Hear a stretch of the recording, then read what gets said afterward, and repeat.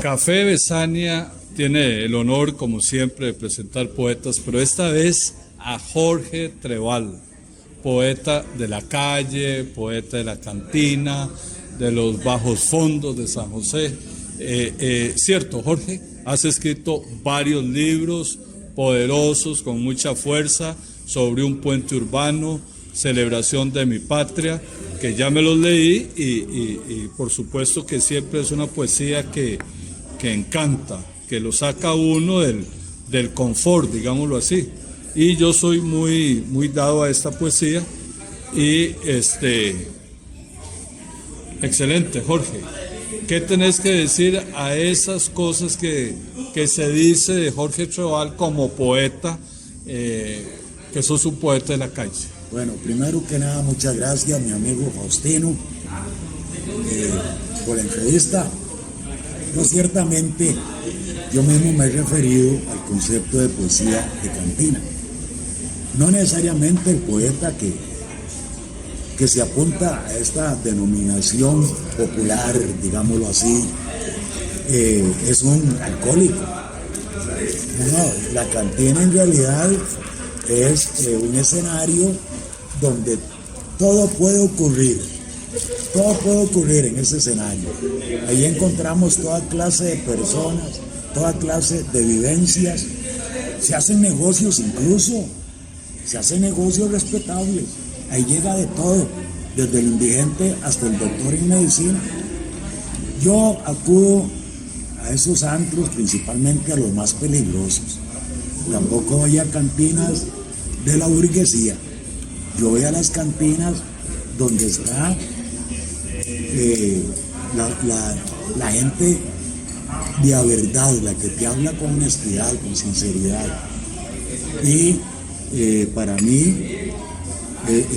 es grandioso porque encuentro lo que yo busco. ¿Qué es lo que yo busco? La poesía social, la verdadera poesía social, la poesía desgarrada, la poesía que tiene uñas llenas de sangre, de dolor, de tristeza, de miseria, de inquietudes, la poesía que todavía cree en esperanzas. Eso es lo que yo busco, y a mí no me da miedo irrumpir en antros de ese tipo o en barrios peligrosos.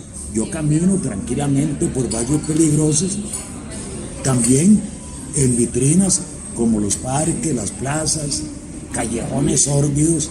Ahí es donde está la poesía que se repite en, digamos, toda nuestra querida América Latina, en todas las grandes urbes, en los poblados, en los callejones, en los puertos, en todo lado.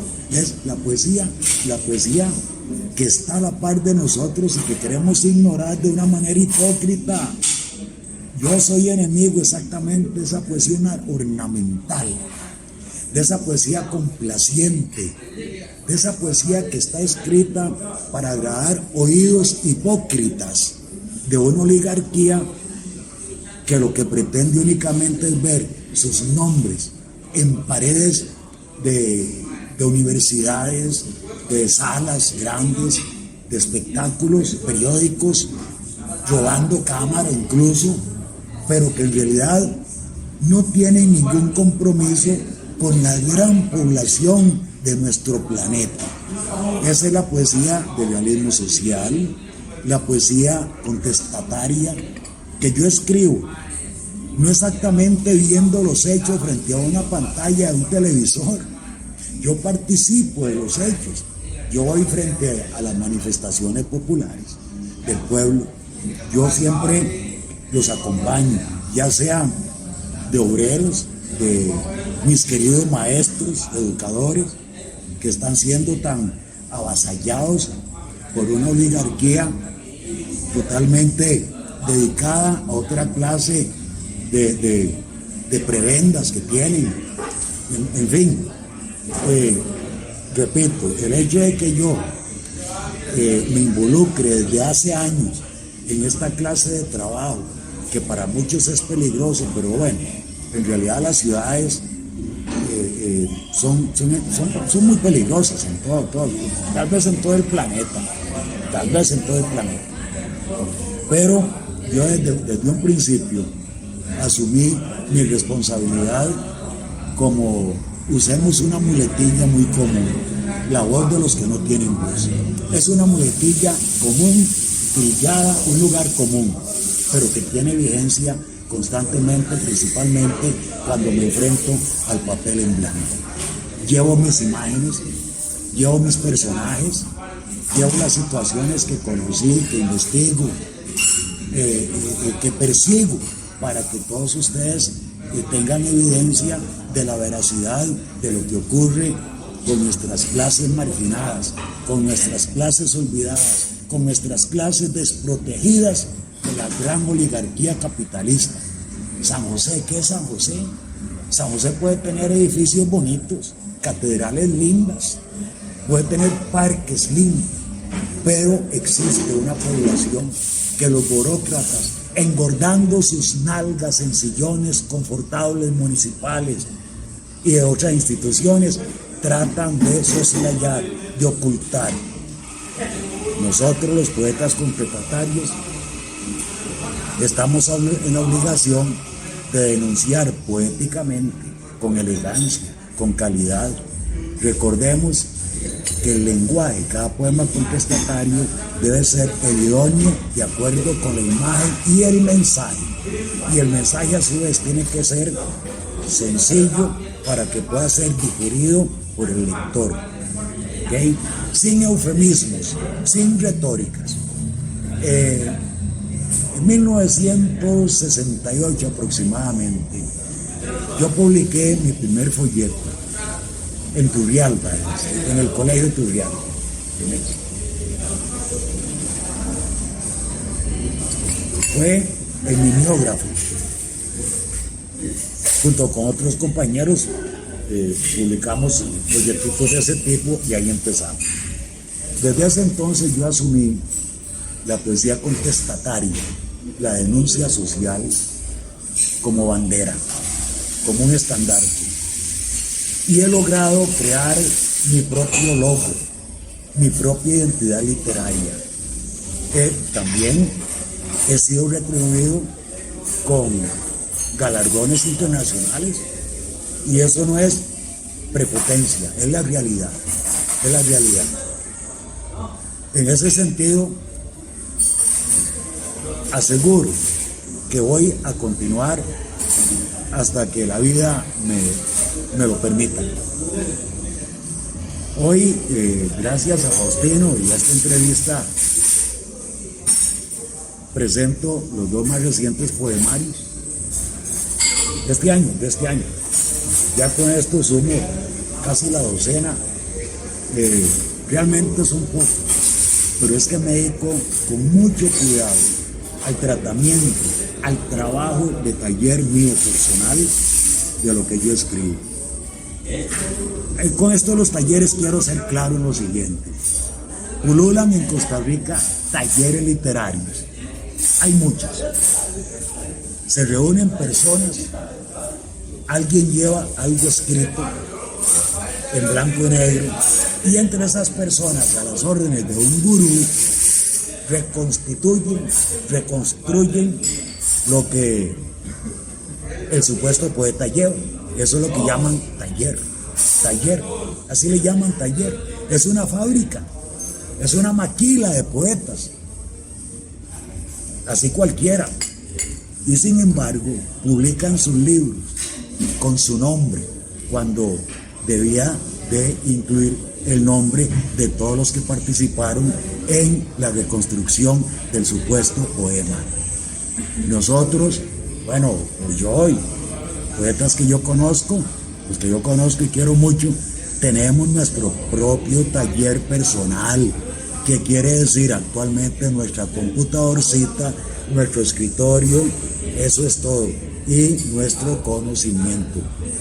Después de que yo publiqué ese pequeño folleto en Turrialba en 1968, me dediqué a la investigación, el escrutinio de la poesía.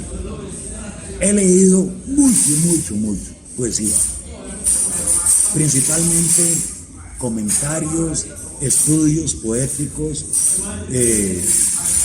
reportajes Todo lo que ha caído en mis manos siempre con método y he afianzado cada vez más, con más fortaleza, con más integridad, lo que yo escribo, lo que yo publico.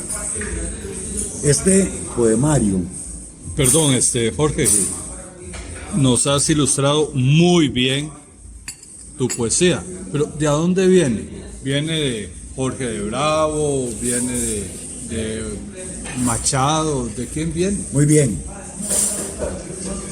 es un gravísimo error de cualquier escritor, ya sea poeta, narrador, novelista, que reconozca una influencia de cualquiera. ¿Por qué, Jorge? Porque en realidad eso predispone al estudioso y al lector. Hay una predisposición. Claro. Prácticamente se sospecha que está apropiándose del talento de otro, Claro. en cierto sentido. No voy a lo más grave, que sería el plagio, la transcripción directa Sí. de otro autor, no.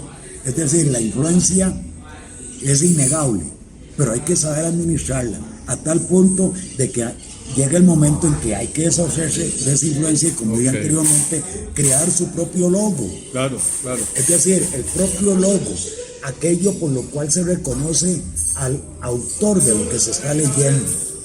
Y en ese sentido, ese autor que tiene su propia identidad, su propia característica, su personalidad en el libro, ese es el que a su vez crea influencia para seguidores.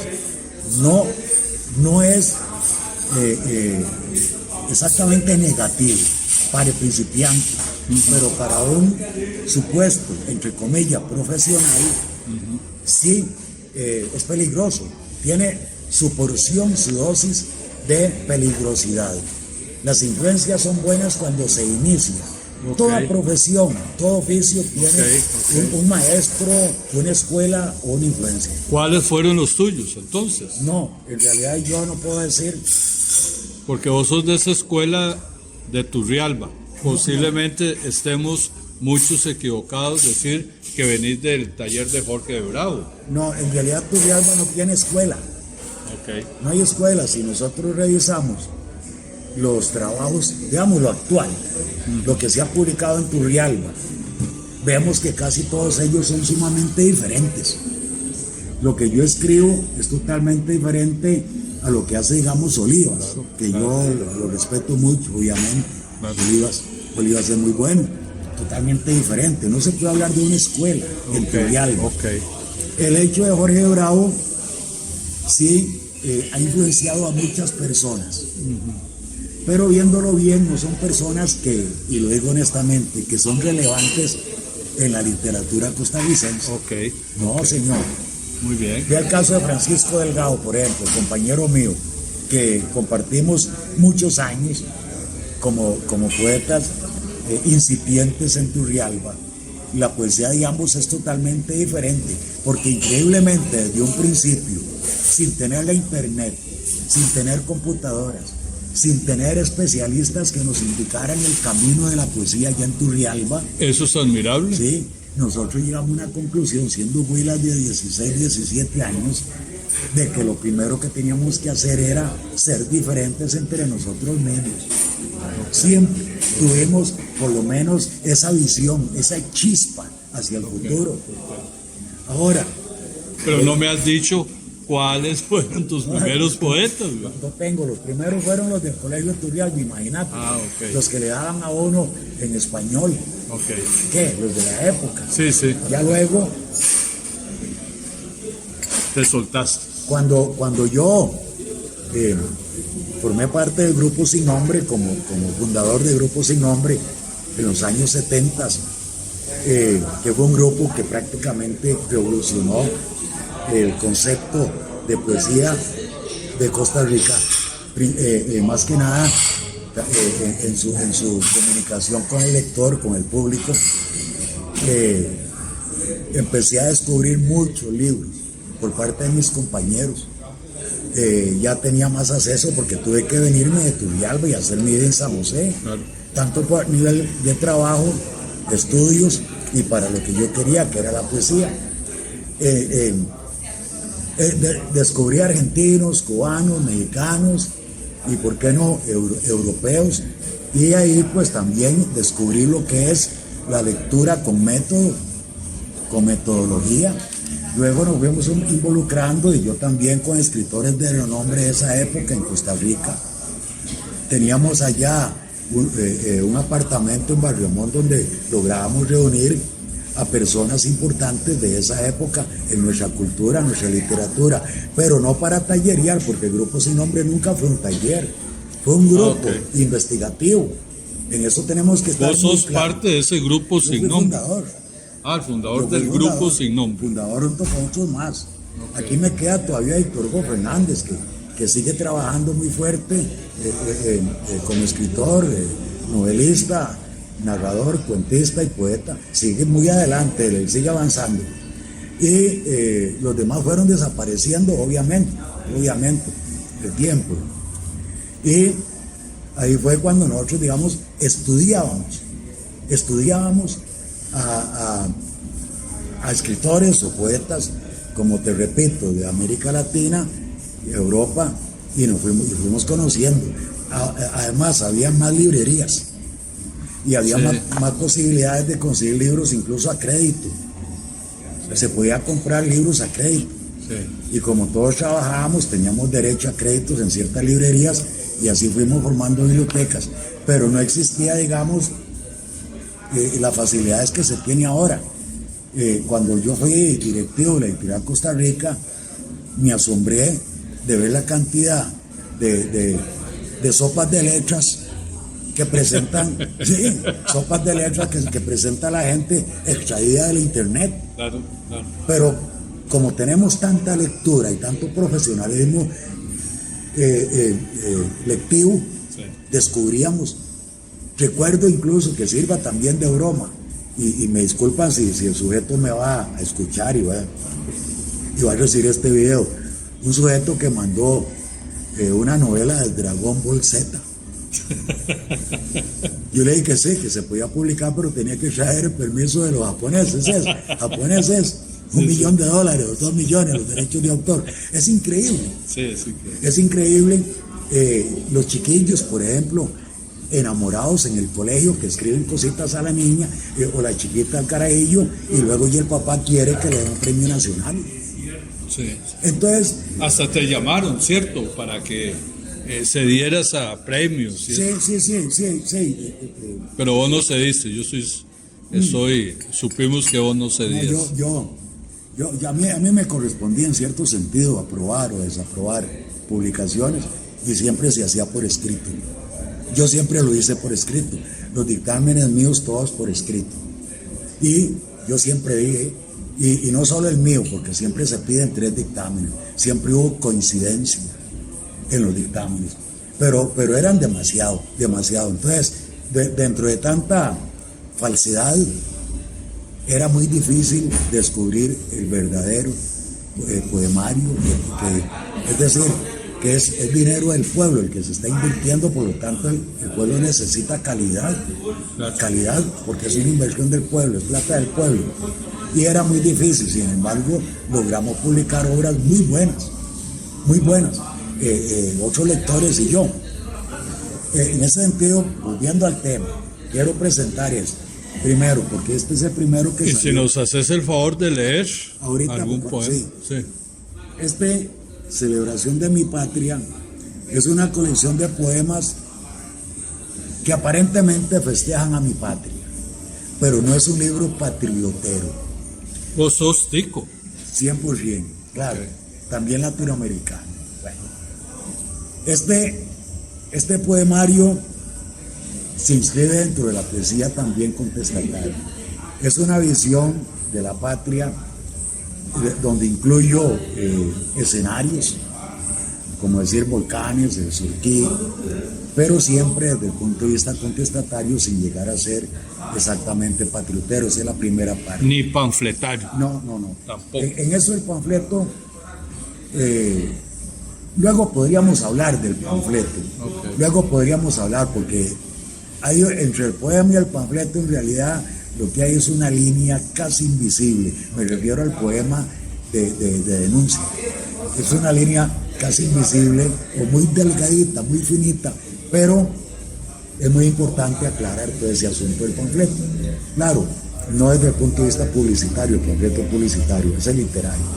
Ok, entonces aquí incluyo elementos de la realidad social, algunas descripciones de contenido, pero que no se despega de mi propuesta social.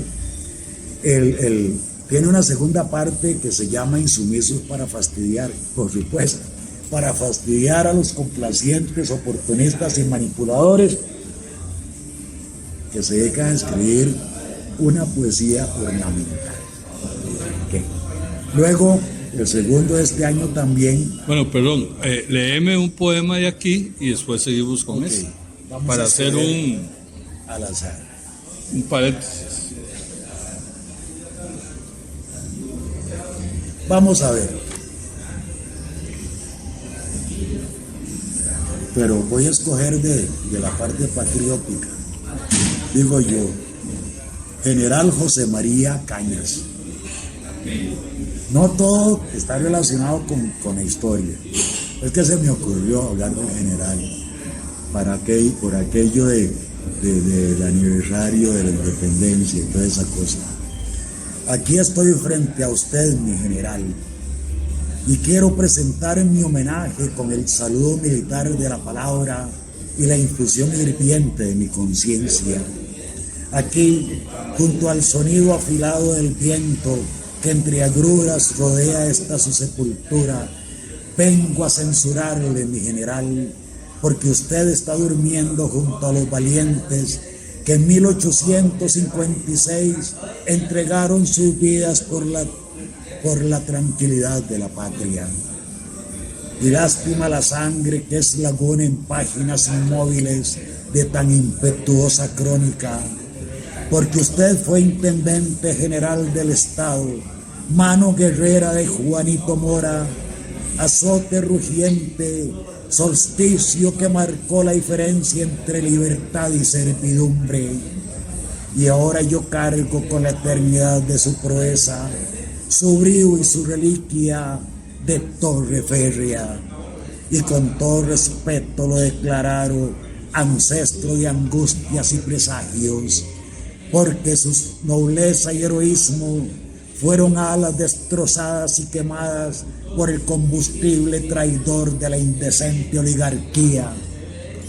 No sé dónde está su espada, mi general.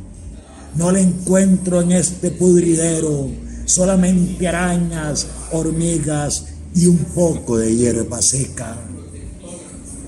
Y el relincho rabioso de su caballo, ensangretado de lo más violento del combate, ya sin plomo para los fusiles abrazados, usted ordenó el ataque frente a frente con bayonetas y machetes. Ahí cayó mi antepasado, un joven sargento de Cartago con el vientre destrozado por metralla. Y así ustedes, mi general, dieron por el trasero a los invasores.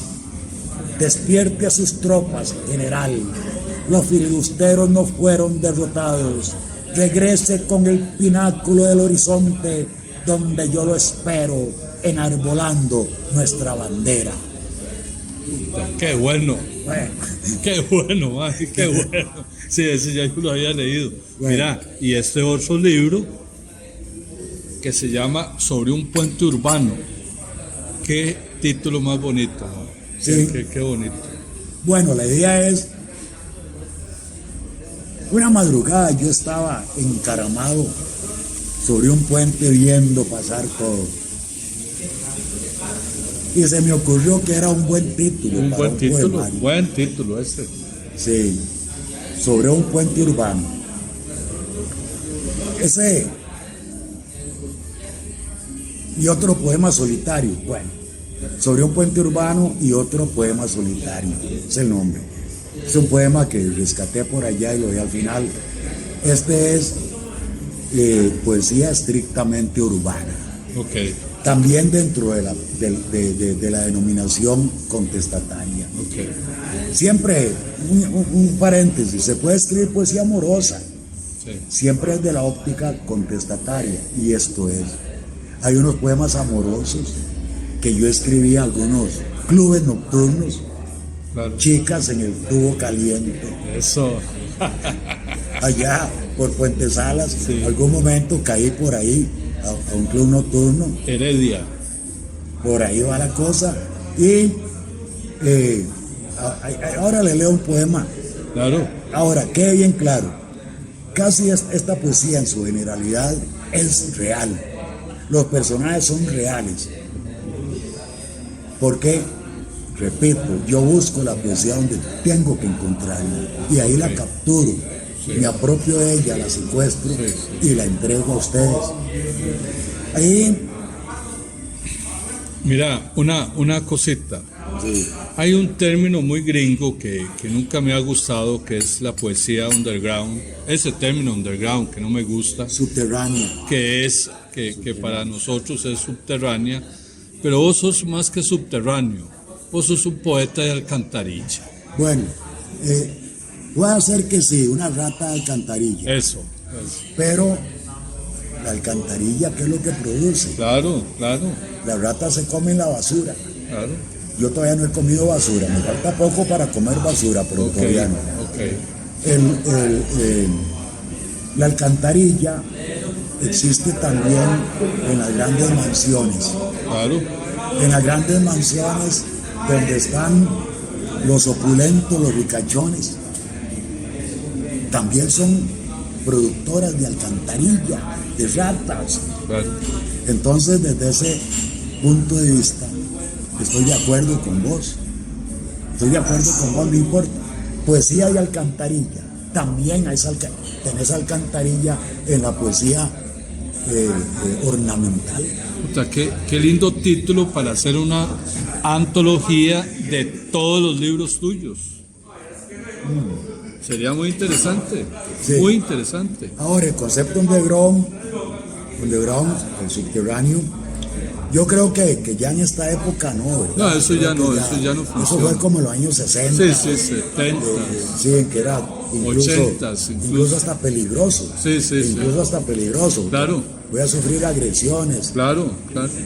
Sí, bueno, Ya bueno, no. está bien. Léenos un... Vamos a ver, no, pero hablemos un poquito de esto. Está bien, sí señor. Este poemario, Sobre un puente urbano. Sí. Qué lindo. en realidad, tiene cierta diferencia con Celebración de mi Patria, aunque son parientes, obviamente. Aquí es donde sí queda muy claro lo que es el lenguaje en relación a la imagen. El lenguaje tiene que ir de acuerdo con la imagen. Hay un poema sobre una muchacha. Yo llegué a un bar en la Quinta Avenida a las 9 de la noche. No sé, ¿sabes lo que es la Quinta Avenida? Claro. A las 9 de la noche. Entré al bar en compañía de un amigo, increíble. Afuera del bar está toda lo que es la maldad, el peligro. Adentro no, adentro hay otros reyes, otros códigos. Claro. Eso es lo que yo trato de enseñarle a la gente, que existe otra ciudad. Bueno, digamos que aceptemos underground, aceptemos Sí. subterránea. Hay una ciudad que muchos tratan de ignorar. Claro. Y ahí yo tuve una imagen, porque dije yo, bueno, aquí nada hay para escribir, todo lo que se está dando en este bar ya yo lo he escrito miles de veces, pero ocurrió una imagen. Y yo salí a las 12 de la noche. Más bien salí escoltado por los mismos, digámosle así, habitantes. Me escoltaron, siempre me escoltan ellos, ya me conocen, aunque no soy un habitual. De hecho, soy una persona sobria en sentido. Y escribí el poema, este poema. Vamos a buscarlo.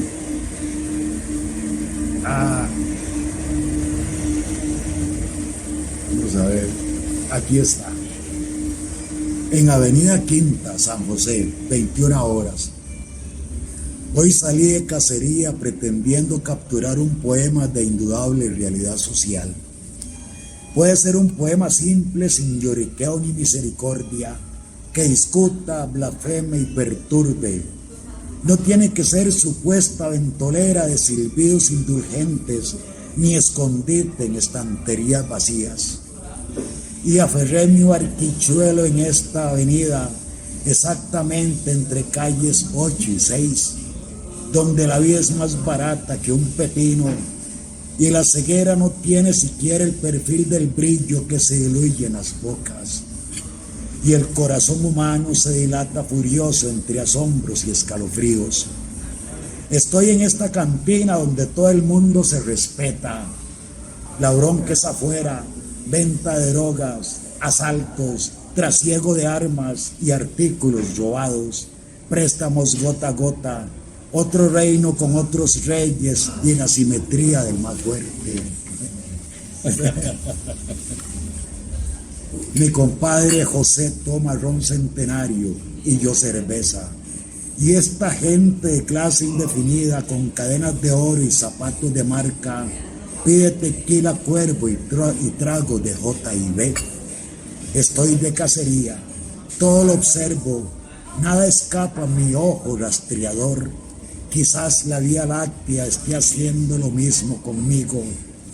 Un ciego muy apasionado se apodera del karaoke y putas me acosan lanzándome sus ganchos. De pronto entra ella, la artista plástica, la que un día lejano prometí en Bellas Artes, la que ahora subsiste realizando tatuajes efímeros en brazos y piernas de clientes para calmar su ansiedad de piedra. Y le pido el pilot y logro capturar el poema en la atmósfera contaminada que es Ropón Huraño a lo largo y ancho de la Quinta Avenida. Todo me resulta artificial, trapo perdido en lavandería que jamás servirá como estandarte en organismos de prevención social. 12 medianoche y el viento remolca la podredumbre de estas calles. Dos policías en la esquina, abstraídos en sus teléfonos celulares, mientras a pocos pasos la fechoría avanza, como si fuese travesura de figuras infantiles, y me retiro al interior desguarnecido de la noche, empuñando mi 38 con 6 balas explosivas en el cilindro y otras tantas en el bolsillo de mi chaqueta. Mi compadre José está borracho. Lo llevaré en taxi a mi escondrijo en San Francisco, donde escribiré mi experiencia maravillosa con la artista plástica que ahora sobrevive imprimiendo tatuajes efímeros en brazos y piernas de los clientes. Gracias. Está muy bueno. Bueno, esa es la poesía urbana del realismo social. Eso es. Sin eufemismos. Sí. ¿Cómo se dice? Sin pelos en la lengua ni en la pluma. Realismo sucio. Es realismo social, sucio, lo que sea. Sí. Pero, ¿qué significa sucio? Por el lenguaje. Pero es el lenguaje coloquial, claro, es el lenguaje claro, popular, claro. Es el lenguaje que maneja el pueblo. Sí. Ese es el lenguaje que yo de vez en cuando utilizo. Sí. Cada poema, y lo utilizas bien. Sí, porque claro. cada poema debe llevar su lenguaje idóneo, claro, de acuerdo con la imagen. Sí. No hay que ser... Esa no es poesía universitaria. No, bueno, tal vez. Pero yo lo que pido al poeta es que sea honesto, ¿verdad? Que sea honesto, que se libere, que se quite cadenas, que se libere, que rompa todos los grilletes que puede recibir de camino. Claro. No quiere decir que se vaya a ser un irresponsable, porque hay que respetar el idioma, hay que respetar las reglas de la poesía contestataria, hay que saber trabajar los gerundios, los símiles, hay que hacer administración de los artículos, por ejemplo. Incluso los mismos diálogos que se utilizan en el discurso poético deben de ser bien administrados. La regla literaria no debe de olvidarse, se respeta, por lo tanto el trabajo es más duro, porque incluso el mismo lenguaje coloquial es muy limitado. Entonces tenemos que organizar imágenes fuertes, congruentes, consecuentes, accesibles para todo mundo, con un lenguaje bastante limitado, es duro. Hay que hacer malabarismos con ese lenguaje. Muy bien, Eso es. muy bien. Jorge Trevall, poeta de la ciudad, subterráneo, de Alcantarilla, de todo lo que quieran ponerte, pero sos, me parece, el más sincero, después de una docena de libros que hemos leído los que te admiramos como poetas. Muchas gracias, Jorge. Para Café Besania, un honor, por supuesto, haberte tenido, haberte traído aquí y que hayas roto ese hito de la cerveza, sino de un café. No. El agradecido soy yo. Para mí es muy importante todo medio de comunicación, de expresión, difundir lo que yo escribo, mi trabajo. Claro. Le agradezco mucho, más bien. Y muchas gracias a todos, No, todos pura vida. los que siguen a Café Besania. Pura Muchas vida. gracias. Muchas gracias, Jorge.